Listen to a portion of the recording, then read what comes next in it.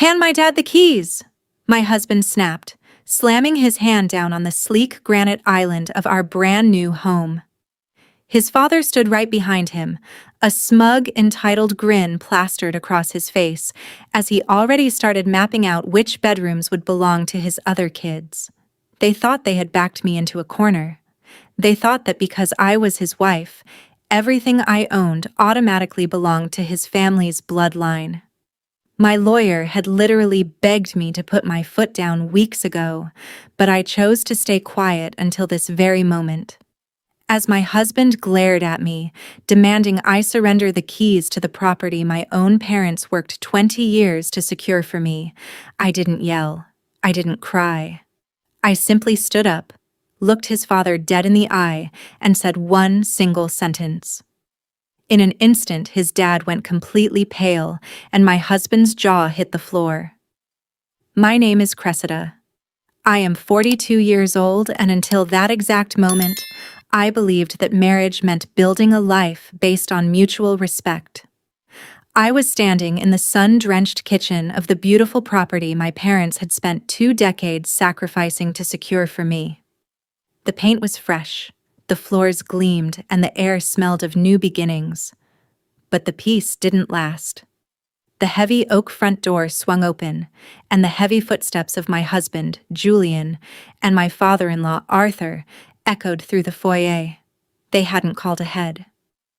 Arthur walked in as if he already owned the place, his sharp eyes evaluating the crown molding and the high ceilings with a calculating, greedy gaze.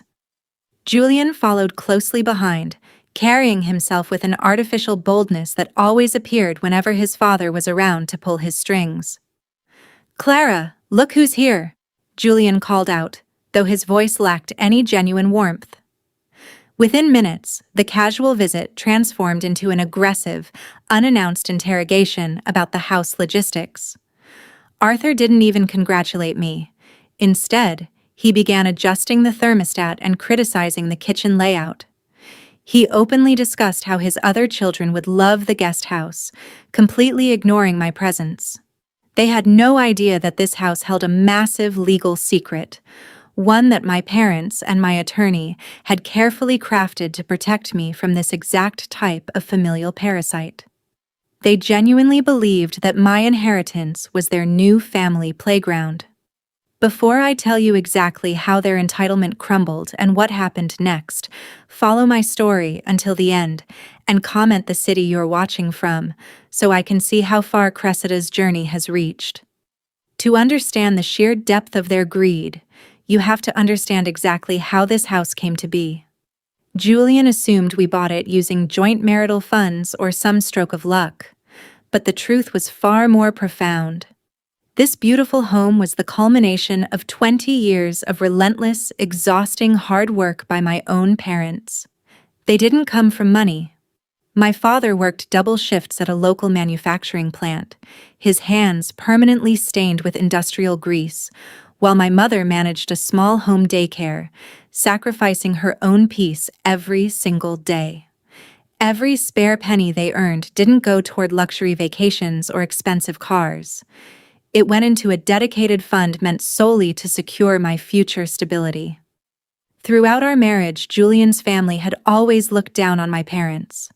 Arthur, with his smug corporate background, routinely made passive-aggressive comments at holiday dinners, treating my family like second-class citizens because they wore blue collars. They sneered at their modesty, completely blind to the fact that my parents were quietly building a fortress of security for me. Before my father passed away, he and our family attorney placed the entire deed of this property under a highly specific, ironclad legal trust. It was designed with a single, unyielding condition: the home belonged to me and me alone. It was completely insulated from any marital assets or outside claims. Julian and his father were standing in a house built on 20 years of sweat and tears that they hadn't contributed a single dime toward, yet their overwhelming entitlement made them believe they could simply walk in and claim it as their own. The atmosphere inside the kitchen shifted from uncomfortable to downright hostile. Arthur pulled a leather-bound notebook from his breast pocket and began walking down the hallway, tapping the walls with a pen. He was openly assigning the rooms, completely ignoring my presence as if I were a ghost wandering through my own home. "The master suite on the first floor will be perfect for me," Arthur announced, his booming voice echoing off the hardwood floors. "And the 2 upstairs bedrooms can go to Julian's brother and sister when they come down from the city for the holidays. The guest house out back will make a nice storage unit or an office for my consulting work." I stood by the granite island, watching this bizarre theatrical performance unfold. Julian didn't look at me once. Instead, he nodded rapidly along with every single demand his father made, eager to please the man who had controlled his entire life. The utter lack of respect, the complete violation of my boundaries, and the erasure of my parents' hard work hit me all at once. This was the exact breaking point. They hadn't contributed a single dollar, yet they were acting like conquerors dividing up spoils. Suddenly, Julian turned around and marched back into the kitchen, his posture rigid and his eyes filled with an unearned, artificial authority. He looked at me with cold calculation, trying to assert total dominance in front of his father to prove he was the man of the house. He slammed his palm down on the counter, pointed at my purse, and shouted the exact words that sealed his fate. "Hand my dad the keys!" He demanded total surrender, expecting me to bow down to their greed. The echo of Julian's hand slamming against the granite counter died down, leaving a heavy, suffocating silence in the room. Both men stood there staring at me, waiting for the tears, the arguments, or the inevitable surrender they were so used to receiving. But I didn't reach for my purse, and I didn't lose my temper. Instead, a wave of absolute clarity washed over me. I slowly stood up straight, smoothing down my skirt, and looked past my husband, locking my eyes directly onto my father-in-law's smug face. I took a slow, deep breath, smiled pleasantly, and delivered the calm, devastating sentence that flipped the entire power dynamic in a single second. "Arthur, I'm glad you love the layout, but the trustees of my parents' private estate would have you arrested for trespassing before you ever unpacked a single box." The effect was instantaneous. Arthur's smug, entitled grin froze, and the color rapidly drained from his face until he went completely pale. His hand holding the leather notebook began to tremble slightly as the heavy legal weight of that one sentence crashed down on him. Julian's jaw literally hit the floor, his eyes darting back and forth between me and his father in utter confusion. He tried to speak, but only a hollow stutter came out. They suddenly realized they had no legal ground to stand on. They had completely overlooked the fact that this house was never a marital asset. It was an unassailable fortress tied to an ironclad private family trust. In their desperate rush to colonize my life and claim my inheritance, their absolute greed had completely exposed them, leaving them trapped with nowhere left to run. Arthur's silence was deafening as he struggled to find his breath. Julian finally found his voice, stepping forward with a mixture of panic and anger. "What do you mean, trustees? What kind of private trust, Cressida? We are married. Everything we own belongs to both of us. That's the law." He was practically begging for reassurance, but I just maintained my calm smile. I walked over to the desk, pulled out a certified copy of the legal trust documents, and slid them across the granite island. I explained the exact legal framework my family attorney had established. This house was entirely protected. But the real trap wasn't just the trust. It was the specific prenuptial agreement Julian had signed years ago without paying close attention to the clauses. My lawyer had secretly integrated a specific condition regarding financial coercion and asset protection. By attempting to forcibly claim this property for his father and family, and by shouting demands to surrender the keys in front of a witness, as I had quietly pressed record on my phone minutes earlier, Julian had officially triggered a severe legal violation. The terms were clear.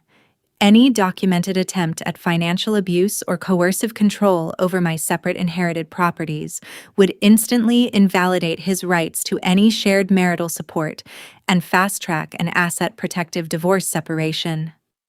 Julian's eyes raced across the legal text, his hands shaking as the realization hit him. His financial security, his comfortable lifestyle, and his entire future were now completely at risk. The predator had walked straight into a cage of his own making, and the door had just slammed shut. The arrogance that had filled the room just moments ago completely evaporated, leaving behind a thick wave of desperation. Arthur dropped his leather-bound notebook onto the counter, his knees visibly shaking as he sank into one of the bar stools. Julian looked at me, his eyes wide with a frantic, sweating panic. "Cressida, please," he stammered, stepping backward away from the documents. "We were just joking around. We were just excited about the new house. You can't seriously do this over a misunderstanding. We're a family." "Family doesn't plot to steal the roof over my head," I replied, my voice dropping to a cold, razor-sharp whisper. I refused to back down even a single inch. I looked at both of them and delivered my final, unyielding ultimatum.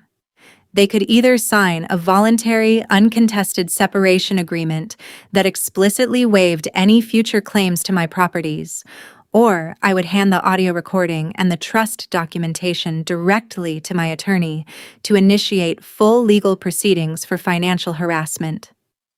Julian's father looked at his son, his face completely hollowed out by the sudden, terrifying reality of public exposure and financial ruin.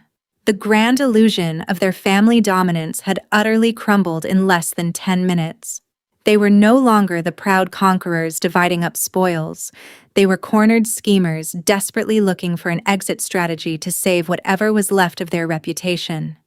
Julian slowly realized that his absolute compliance with his father's greed had cost him everything, including his standing in my life. The long, exhausting process of untangling my parents' hard work from their toxic entitlement had finally begun, and for the first time in years, I was the one holding all the power.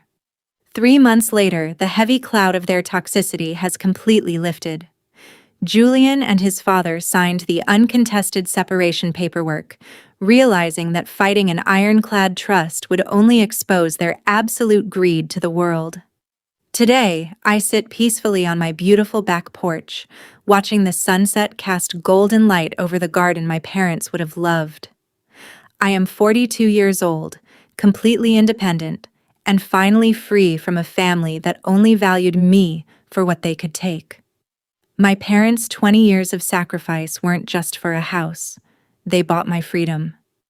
What would you do if your spouse demanded you hand over your family's legacy? Have you ever had to face down greedy in-laws? Comment your thoughts below. I am leaving 2 other incredible stories on the screen right now that will completely surprise you. Thank you for watching until the very end.